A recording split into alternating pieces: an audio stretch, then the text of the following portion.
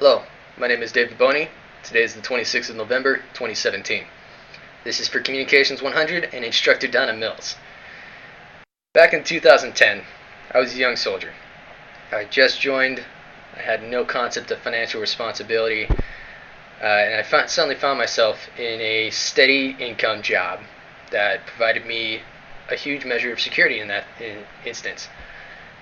And like all soldiers at the time, I deployed. So that means one thing happened, or didn't happen. I couldn't spend my money, which means all that money accrued into a bank account and it sat there until I got back from deployment and I found myself with a large bank account flush with cash in a foreign country of Germany. So the natural thing happened. I blew it all.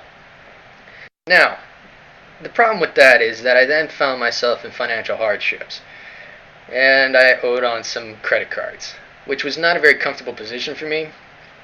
So I did have to learn by myself how to be financially responsible and to learn some techniques that hopefully I can impart onto you without you having to learn it yourself.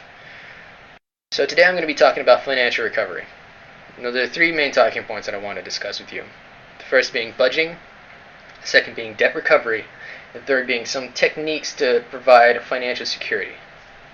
So let's get to it, shall we? The first one is going to be budgeting. I know my example here is a little bit hard to see. Unfortunately, I'm doing the best with what I have. So right now, we're going to list out all of the income that you get for the total month. So this is going to be the entire gross amount from your job, extra accounts, other sources of income such as investments. You're going to total that all together. Now for me, and this is something that you should also be doing, is I created a spreadsheet. Now you can do this the old-fashioned way with pen and paper, but I prefer Excel spreadsheets.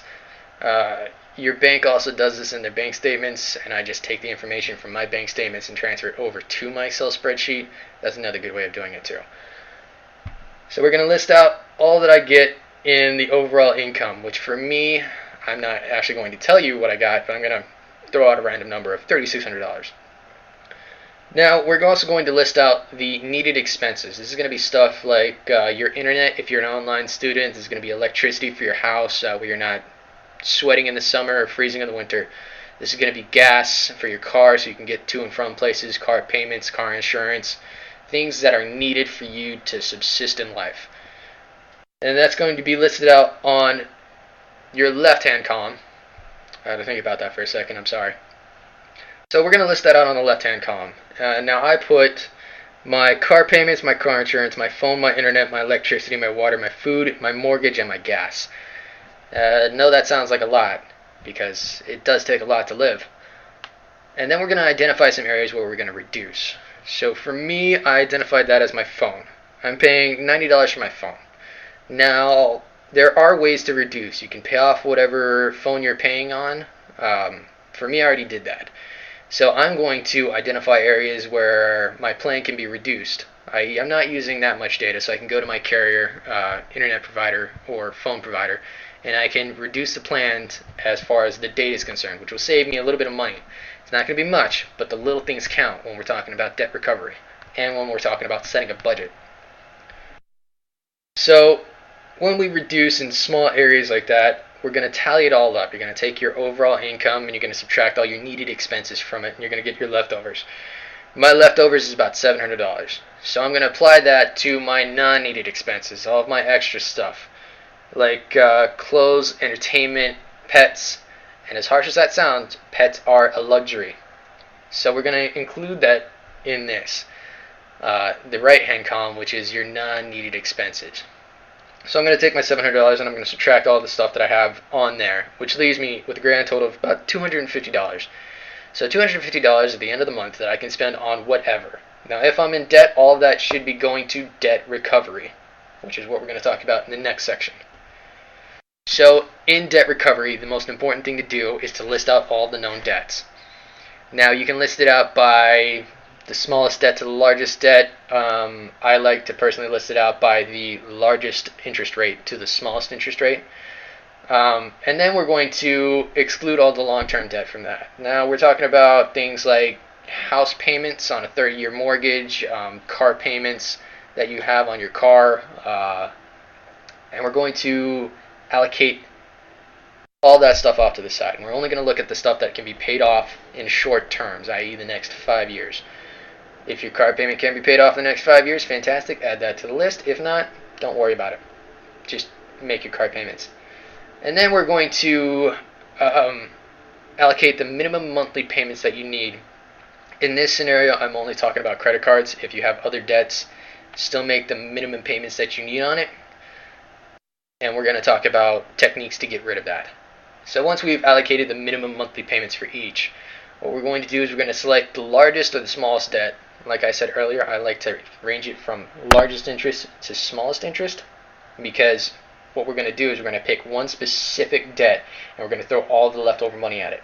So once you make a minimum payment on the rest of your payments, you're going to take one of those and throw all of your extra money on it. I like to do it towards the largest interest rate, because interest rate over time is taking money out of your pocket. So attack that one first. And then what we're going to do is, once we pay off that one that has the largest interest rate, we're going to target the next highest one with the interest rate, and we're going to throw all the money at that one next, once all the minimum payments are made. But now you had one reduced, which means that you have extra money to throw at it. So this is going to be a compounding effect. And setting a strict and lean budget to begin with is going to help with that compounding effect in getting rid of your debt. So that leads us to the example of this. In this top left-hand corner, we have all the debt that we have and the minimum payments that we're making on it and the payments that we're going to do. So for my largest, in this example, I set it to where I'm attacking all of my extra income towards my smallest amount of debt. That's a technique to get rid of one thing after another very fast. So I'm going to attack the 6th credit card, which only had $726 on it, and I'm going to throw $75 at it as opposed to the minimum payments of $35 for each of the other credit cards. So in this column right here, we see the next month after we made our initial payments. We've subtracted $35 from each except for the last credit card, which we subtracted $75. Now if we keep paying off $75 every month for that credit card, eventually we're going to get to this portion right here where we only have 5 credit cards that we have to pay off. Now instead of the $75 that I can throw at it, now I have $110 because I'm adding the $75 from the previous credit card and I'm throwing it onto the next lowest income credit card. Or sorry, next accrued debt card. Sorry about that. And that's going to eventually get us to a place where we have no more debt and now we can start focusing on financial security. So ways to apply those debt saving techniques and debt recovery techniques to financial security is you still have your lean budget. You're not spending much on anything else, and you're taking all that leftover money and now you're creating a emergency fund. Your emergency fund should ideally be about 6 months worth of your needed and non-needed expenses. So you're going to take off all the stuff from your budget. Everything in column A, everything in column B, you're going to add that together. Don't worry about what you actually make, but you're going to add up all of your needed money to survive for 6 months, and you're going to apply that to your emergency fund. You want to have your emergency fund at least have that much in it. And you don't take out unless you have a sudden financial hardships, such as your dishwasher broke, your fridge broke, your major appliances broke and you don't have a home warranty, or the home warranty doesn't cover it. And then you're also going to apply that to such things as loss of a job, and that'll give you a 6-month buffer to find another job and steady income again. And then we're going to apply this to major purchases such as vacations. So you're going to set up an additional account to where you can throw money into that, so you can start saving for things like trips to go visit the family on Christmas, leisurely trips to Hawaii or Mexico or Canada, wherever you want to go. I prefer short trips that don't cost a lot of money but still allow me to get out, which is also another technique to kind of help with financial stability. And finally, we're going to put away for our future things like 401ks or similar retirement plans or investments.